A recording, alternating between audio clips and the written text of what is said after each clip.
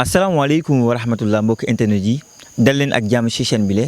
di wax nouveau abonné man ngeen abonné cliquer ci cloche boobu ngeen gis vidéo bi ñu doon ngeen mën ko seetaan bu leen fàttee tamit une vidéo c'est très important di leen remercier ci dernière vidéo yi xamante ne yeneen commentaire ci par rapport ak image yi xamante ne voilà kontaan ngeen ci trop di wax ne du Mouhamed Kassé équipe la moo nekk sama ginnaaw ne lay xëy na xam na boppam di ko remercier bu baax a baax maintenant nag tey dañuy ñëw vidéo bi yeneen ko doon xaar bu baax muy présentation équipe bu Hollande vu que dañu war a jàmmaarloo ak ñoom le 21 novembre prochain temps yi maa leen doon defal recherche dem leen defal benn vidéo bu complet boo ko defee képp ku xamante ne xamoo Hollande ak lan lañu mëne ak lan lañu mënewul ngeen xam que si fii nii si chaîne bi di Senfootball TV jaar suñu service commercial au 77 352 31 01 bu fekkee da ngeen am benn produit bu xamante ne da ngeen gis ne war na mën a am visibilité ñëw jaar sur Senfootball TV tàllal nañ leen suñu loxo mën nañu am waxtaan contacter leen ñu bu fekkee maillot Sénégal aussi ngeen bëgg vert blanc blouson aussi mën ngeen commandé au 77 352 31 01 mbokk yi tey thème bi la dañuy ñëw wax ci Hollande équipe bu xamante ne équipe bu mag la équipe bu xamante ne moom la ñu war a jàmmaarloo 21 novembre prochain sénégalais yenn yi seen football chaque jour ñenn ñi xam nañu Hollande mais bëri na ay sénégalais yu xamante ne man ñu la wax ne Hollande lii la mëne lii la mënewul donc ba tax na man Mouhamed tey dama leen di ñëw jàppale leen wax leen kan mooy Hollande. Hollande bu ñu ko waxee tey jii Europe la nekk benn équipe bu xamante ne voilà am na palmarès mais palmarès bi da nga naan benn coupe la mais bon si coupe du monde sax la ñu gën a mëne mais ay final rek la ñuy dem boo xoolee seen histoire un peu 1974 dem nañu final kii di Allemagne dóor leen après 4 ans après ñu dem 1978 kii di Argentine dóor leen si jamono boobu faut savoir que Cruyff xëy xamante ne mooy seen meilleur joueur le meilleur joueur de l'histoire de Hollande xamante ne ba jamono bi ñoo ngi wax histoire am donte gaañu na kooku demul woon donc pour vous dire que mooy seen Maradona mooy seen Zidane demul woon loolu si histoire bi la bokk bu ñu jëlee tamit histoire coupe du monde bi mën nañ lay wax ne 98 demi-finale lañ toog 2002 demuñu bokkuñu woon xam nga qualifié wuñu woon en 2006 huitième de finale Portugal moo leen toogloo en 2010 ñu dem ba finale ñëpp a ngi koy fàttaleku fële Afrique du Sud ñu jàmmaarloo woon ak Espagne Iniesta dugaloon ñu doo leen 1-0 en 2014 ñu dem demi-finale kii di Argentine moo leen toogloo woon tiro bi donc en 2018 bii mujj nii demuñu jamono bi que moo nekk seen entraîneur mooy Van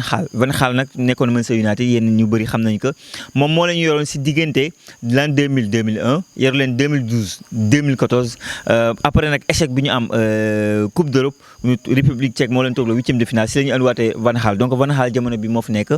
xam nga donc ba tax na lii mooy présentation bu kii di Hollande nag ñu bëri xam nañ ko parce que ñu bëri xam nañu génération bi gagné kii di Coupe d'Europe 1988 ñoom Gullit ñoom Richard xam nga donc Van Basten xam benn génération bu doore xam nga donc plus récemment nag nouvelle génération bi xam nañu Seedorf ñu yàgg ñi xam nañu Davies y a énormément de joueurs comme ça yu xamante ne xam nañ leen ay Sneijder ay Van der Vaart ay Robben donc ay Van Persie donc lii mooy Hollande équipe bu mag la Europe équipe bu xamante ne gëj na am défaite ba tax na lii mooy présentation bi nañu jóge fii nag dem wax leen point fort yu Hollande lan la ñu gën a mëne bu ko defee équipe nationale du Sénégal bàyyi si xel bu baax ñu dem. Bon après ñu wax leen présentation équipe bii di Hollande cette fois-ci nag dañ leen wax li ñu gën a mëne maanaam seen point fort fii xamante ne sénégalais bu nekk war na leen si bàyyi xel surtout suñu coach Aliou Cissé ak stafam dañu ñëw nag jéem a waxtaan la mooy point fort yu xamante ne Hollande moom la gën a mëne point fort yi bokk na si possession ku xam Hollande da ngay xamante ne seen histoire tout le temps bal bi day daw football total la ñu xam Johan Cruyff bokk si ñii si gën a liggéey bu baax a baax yóbbu ko sax Barcelone ñëpp xam football bu Ajax bal bi ni muy dawee tiki taka teg bal bi si suuf possession donc tout ce qui est football tout ce qui est technique point fort yu Hollande la lu xamante ne dama koy wax aussi tamit mooy que genre kii nekk seen organisateur nekk De Jong nekk du côté de Barcelone bokk na si point fort yu kii di Hollande parce que boo ko nëbbee jant bi daanaka seen milieu terrain bi bataille du milieu dañ koy ñàkk donc c'est un joueur bu xamante ne li ñuy wax ressortie de balle boo gisee au temps dañu doon wax ne Xavi da ko mën lool boo xoolee ci présent bi nii football moderne dañu lay wax ne Verratti da koy mën maanaam ñaari axe yi taxaw nga dem jël bi nga fexe ba ressortie de balle parce que loolu mooy première ligne bi premier rideau bi pour nga génn ci rek il faut nga am ku xamante ne techniquement parlant ressortie de balle da koy man et De Jong c'est l'organisateur c'est le gars bi ëpp li muy touché ay ballon parce que coupe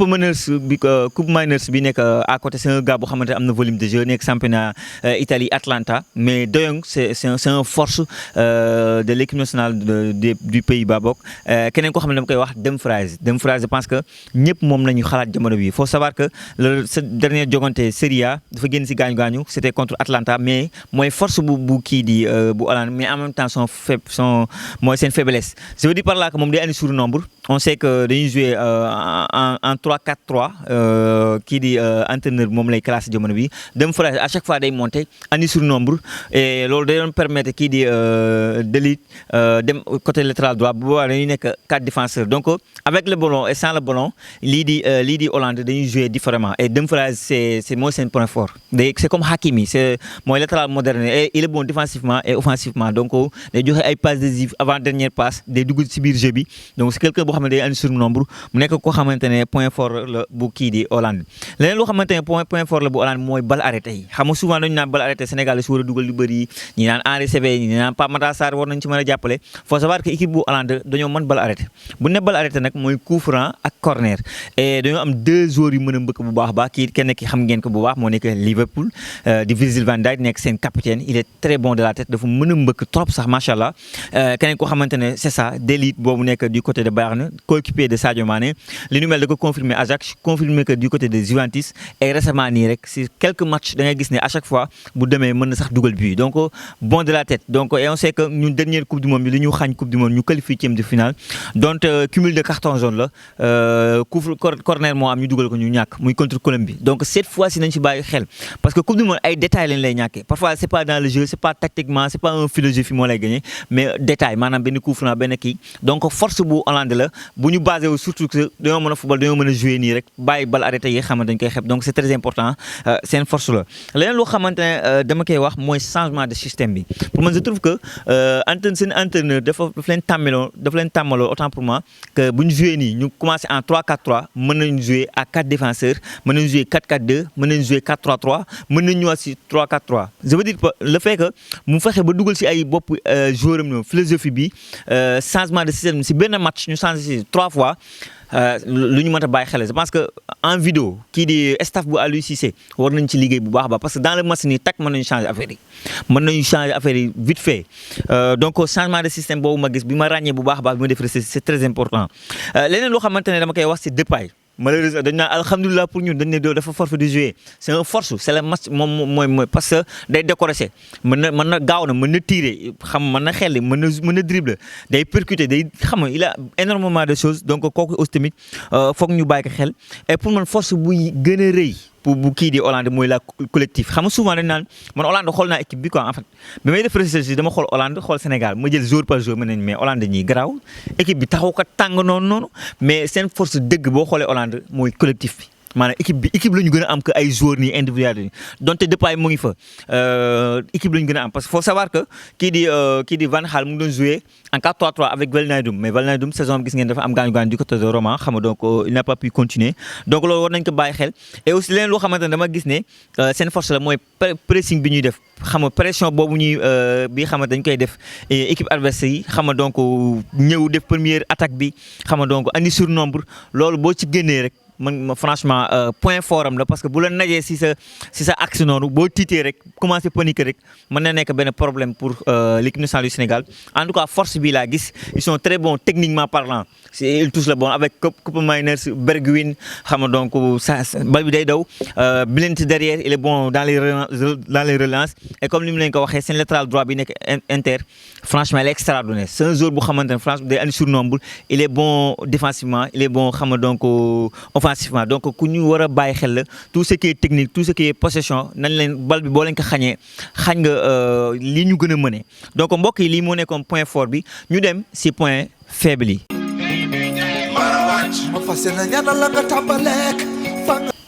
ok gars yi après bi ñu xoolee point fort yi dañuy dem nag si point faible si xamante ne moom la mooy fay yu Hollande xam nga équipe boo gis rek am na lu mu mëne am na lu xamante ne ayu si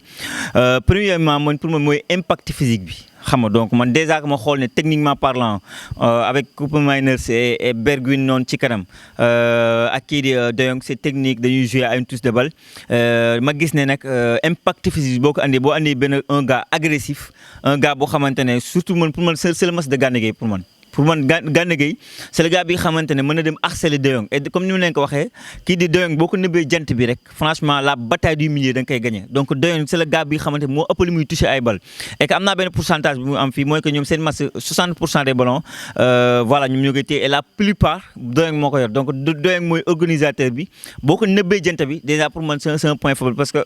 pour man impact physique dafa manqué seen équipe c'est des joueurs techniquement parlant très bons xam nga mais amuñu un gars un Casemiro je veux dire pour ñenn ñi comprendre amuñu un Casemiro un gars physique bu xamante ne que andi donc un Pape Gueye un Pathé Ciss un c'est pas moi donc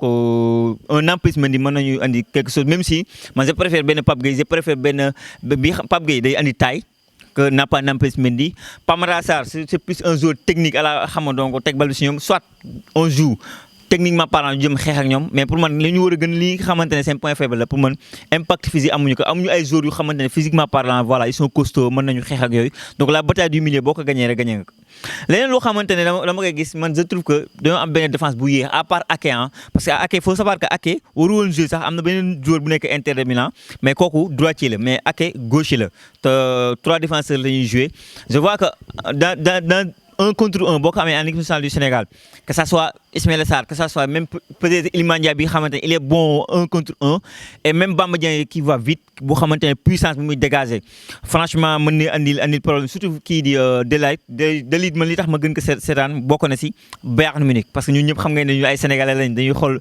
Sadio Mané fu mu nekk ñu nekk fa du coup daf ñuy permettre dañuy dem ba xam équipe bu Bayern Munich j'ai fi li ma match yu bëri ma saan Delite boobu noonu parce que du côté de Italie saan ma ko noonu trop gëj naa ko seetaan depuis Ajax noonu am xam nga donc ay bout de match maintenant ren ji ak Sadio Mané mu nekkee Bayern Munich permettre na ma xool ko ay 90 minutes et je trouve que c'est lent quoi je trouve que Upamecano sax moo gën a gaaw xam nga donc bu fekkee am nga joueur bu mën a gaaw nii et franchement on a des flèches que ça soit Boulaye Dia que ça soit kii di Ismaïla Sarr et même que ça soit même Bamba Dieng en deuxième mi-temps c'est pas ndax da koy teg titulaire je pense que mën nañu andil jafe-jafe défense bu kii di Hollande et Virgil van Dijk un contre un lay bañ et Iliman Ndiaye il est bon un contre un mën na la teg facilement parce que Virgil van Dijk il a tendance day añee tout le temps donc man je trouve que loolu point faible la seen défense dafa yéex l'autre chose à dire mooy Blin boobu noonu parce que Blin li tax ñu teg par rapport ak Malacia bi nekk du côté Manchester United autant pour moi kooku moo gën a gaaw kooku day andi vitesse et tout mais li tax Blin ñu teg Blin tout le temps mooy def renverse mooy def passe yu rafet yooyu ngeen gis ay transversales yooyu noonu parce que il est lent xam nañ ko du côté de Manchester United récemment ni saa nu ma ko du côté de Ajax mais il n'a pas cette vitesse là c'est pas le gars puissance bi xamante ne day dem di yéeg di wàcc c'est pas Nuno Mendes quoi xam nga donc du latéral yooyu noonu l'autre chose à dire mooy que loolu moom la ñëpp wax képp ku def vidéo wax nga ko muy seen latéral droit bi nekk Inter de Milan kooku il a tendance day yéeg tout le temps et bi yu bëri yu xamante ne waa kii Hollande encaissé nañ ci côté am la et noonu moo tax Sadio Mané match bi mu waroon jouer bu jouer woon tey jii kenn waxatu ko moo tax ma ne bu jouer woon nii voilà donc fu mu ne foofu faiblesse seen latéral droit boobu noonu la fekk muy dem di monter di andi surnombre ci kaw bal yu bëri fa lay jaar action yu bëri man seetaan naa ko du côté Hollande avant may def vidéo bi bal yi foofu lay jaar donc il faut ñu exploiter ko xam nga bu fekkoon Sadio Mané dafa nekk avant de monter dina réfléchir 2 fois mais vu que Sadio Mané ne fa voilà dina gën a monter et Ismaïla Sarr foog mu exploiter loolu moo tax ñu naan coupe du monde ay détails moo koy gagné c'est les matchs de Ligue des Champions c'est des matchs yu xamante ne t'as pas 1000 occasions t'en as 2 3 il faut claquer donc kii di waajooju bu yéegee xam nga day libérer benn brèche day libérer benn espace bu xamante ne ñun war nañu ko mën a utiliser c'est pas nag Aliou Cissé qu'est-ce qu'il va faire entre Fodé Ballo-Touré et Ismaël Jakobs ka lay teg je trouve que défensivement parlant on peut laisser Fodé Ballo-Touré mu gérer ko et offensivement parlant kii di Ismaïla Sarr mu jël le rôle bi ñu doon xaar ci Sadio Mané franchement il a le tout pour jaar ci seen côté boobu noonu pour man loolu faiblesse bu rëy la bu xamante ne gis naa que seen équipe donc le côté droit dañ ko war a exploiter et leneen lu xamante ne bon faiblesse la je dirais le fait que ñuy football total boobu noonu parce que football total boobu day libérer espace et le système 3-4-3 ñun ñëpp xool nañ ko mais c'est les pistons bu fekkee li ñuy dem seeti amuñu ko ça peut être très intéressant pour nous moo tax man dans ce match j'aurais préféré 2 flèches à gauche et à droite parce que Krépin Diatta il a tendance à téye bal bi moo tax on peut jouer en 4-3-3 2 milieux de terrain récupérateurs Gana Gueye man bu ma doon teg Gana Gueye Pape Gueye Krépin Diatta qui mooy andi tous technique boobu et il est bon dans la marquage xam nga donc à la culotte. Je mettrai 2 flèches je mettrai disons Ismaël Sarr je mettrai kii di Nicolas Jackson et je mettrai Boulaye Dia dama lay tegal 3 flèches parce que vitesse boobu noonu ak seen lenteur défense ça peut être très intéressant pour nous pour man loolu dañu ci war a jouer quoi et fexe le tout ba nëbb jant bi kii di De Jong maintenant à savoir équipe bi après dinaa ñëw si seen équipe du ñu nar a classé Depay du jouer donc loolu pour man c'est une très bonne nouvelle pour nous parce que ñoom Depay la plupart seen but yi boo jëlee pourcentage bu rëy la Depay la am si dafa am important dafa am impact ci équipe bi ni fi Sadio Mané mel on peut dire que Depay mel na ko fa noonu donc c'est très intéressant pour nous donc man lii laa gis comme ay faiblesses yu xamante ne war nañ ko war a exploiter fexe le tout ba nëbb jant bi kii di De Jong leur côté droit faiblesse là tactiquement parlant à chaque fois le système avec des pistons on sait que les pistons li ñuy seet bu fekkee amuñu ko ça peut être dañuy libérer ay espace dañuy libérer ay brèches pour nos attaquants yi xamante ne ils sont des flèches donc ça et aussi tamit le lenteur de leur défense donc loolu man loolu laa gis comme faiblesse mais à part ça je trouve que équipe bu xamante ne c'est prenable on peut jouer contre eux léegi mbokk yi 3e partie bi nañu dem wala 4e partie bi nañu dem si équipe bi xamante ne moom la nar a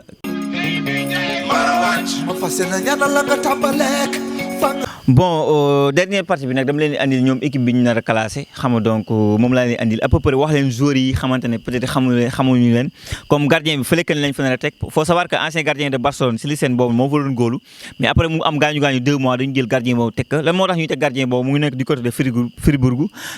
Bundesliga il est bon jeu de pied bi dafa baax quoi loolu moo tax ku metti moom lañ teg Ake xam ngeen que moo nekk du côté de Manchester City défense à 3 la parce que Ake la ñuy teg kii di Virgil van Dijk ak De Ligt Ake moo jël place De Vrij nag mënul jouer parce que c'est pas un gaucher c'est un très beau défenseur nag je trouve moo nekk du côté de Inter Milan mais moom du gaucher du coup Ake la ñu privilégié De Ligt moom du mu leen ko présenté moo nekk du côté Bayern Munich Virgil van Dijk xam nga donc moom c'est le leader mooy téye seen défense bi donc ñii la ñuy teg comme piston Blind moo nekk du côté de Ajax nekkoon Manchester United ñu xam ko bu baax a baax moom la ñu nar a teg Dumfries moo nekk du côté de Inter Milan 2 milieux terrain parce que 4 milieux terrain on peut dire que ce sera De Jong moo nekk Barcelone xam ngeen ko bu baax a baax comme ni ma ko waxee en organisateur Koop Meiners moo nekk Atlanta Bergisch c'est un numéro 10 offensif bu xamante ne moo nekk du côté de Ajax Koop Meiners moom Atlanta la nekk normalement Bergwijn ak kii di Depay la ñu war a teg mais en l'absence de Depay mën nañu teg ancien joueur de Séville ancien joueur de Barcelone de Jong dem PSV Eindhoven faut savoir que nag am nañu benn pépite ci banc bi muy Xavi Simons donc équipe bii lañu na tegal un 3-4-3 li mooy équipe bi xamante ne moom la kii di Van Gaal bëgg a teg si équipe am mbokk yi donc comme pronostic yéen a ma koy laaj souvent man bëgguma joxe pronostic quoi xam nga donc mais bon dinaa leen wax je vais me mouiller un peu wax à peu près ban score laa gis pour Sénégal ndax ce sera 0-0 ou 1-0 pourquoi pas benn 1-0 daal laa gis pour Sénégal c'est pas nag yàlla lu mu def baax na man Sénégalais yëpp li leen gën a moo ñu dóor 3-0 mais équipe bi ni ma ko gisee nii Sénégal en général du ñuy encaissé bii bëriwul très rare la ñu encaissé plus de 2 buts la dernier match bu ñu fi encaissé ñetti bii c'était contre Maroc en amical mais Aliou Cissé bi mu fi nekk ak léegi pour ñu encaisser 2 buts c'est tout un problème donc man défense bi wóolu naa ko xam nga milieu terrain bi voilà pour man war nañu ko mën a gérer donc gis naa benn 1-0 Sénégal après ñu jàll ci leneen parce que premier match c'est très important équipe bii gën a dëgër la ñuy dajal donc lii laa leen mënoon a wax si équipe bu Hollande xaar leen équipe bu Qatar li ñu mën ak li ñu mënul xaar leen aussi équipe bu Équateur nii la ñuy def ak yéen ci coupe du monde bi ba tax na léegi si commentaire yi rek wax leen ma seen xalaat ak seen gis-gis dem si yeneen plateforme Facebook Twitter Instagram TikTok boo leen tapé Senfootball TV incha allah di ngeen gis suñu logo bi maa leen di jaajëfal di leen wax ba beneen sur Senfootball TV.